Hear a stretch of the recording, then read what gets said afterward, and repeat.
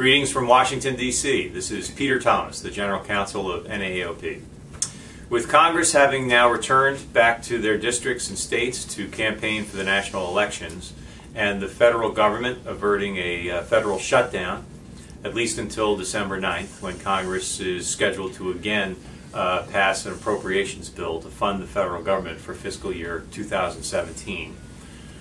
We turn our attention to recent developments involving the ALJ backlog and the extensive delay that many providers and patients are encountering with their appeals to the Medicare program related to Medicare denials.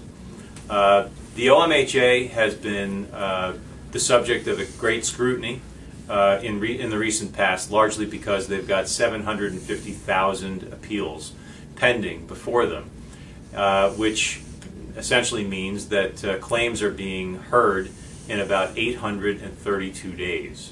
It takes that long for an ALJ to hear many of the cases that are now currently in the system. That's a major problem, and that is a violation of the statute. The statute says that administrative law judges need to review these cases within 90 days. And so this is having a material impact on patient care, on the ability of patients to access various types of services and treatments in the orthotic and prosthetic field, various types of prosthetic technologies in particular, and ultimately is a major burden on providers. Well, there's good news. The American Hospital Association about 2 years ago sued the Department of Health and Human Services requesting a writ of mandamus, and that's a kind of a legal term for a document that compels the federal agency to do something, and that would be to decide these cases within 90 days. The court essentially decided at the district court level in favor of the government. It went up to the appeals court, and the case was reversed in favor of providers and the American Hospital Association, and it was just recently considered back in the district court, where the district court decided that it would not issue what the government wanted. The government wanted to delay this case for another year or year and a half. Instead, they said just today in a status conference that the government needed to brief the issue of remedies, whether what would happen and how the government would proceed if a writ of mandamus were issued. So it's pretty clear that the district court is going to compel CMS and HHS to decide these cases within 90 days. But you can't just wave a magic wand and make that happen. There has to be a timeline, there has to be a new process put in place to make these cases be reviewed and decided on a much more expeditious basis.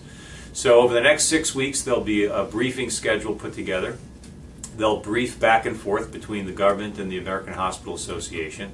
And by the way, my firm represents a client called the Fair Fund, which has submitted 3 friend of the court briefs in this case over the last 2-year period.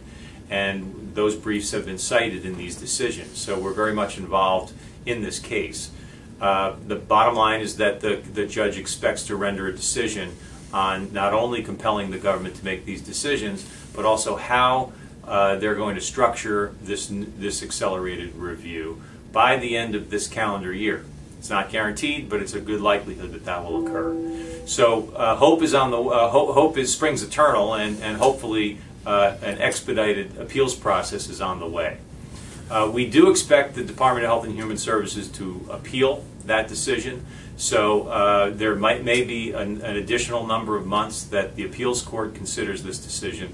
But suffice to say that there is progress being made on breaking down the backlog and, again, accelerating the amount of time that it takes for these Medicare denials to be heard before administrative law judges.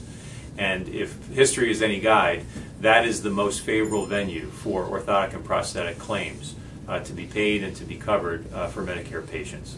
Thanks so much.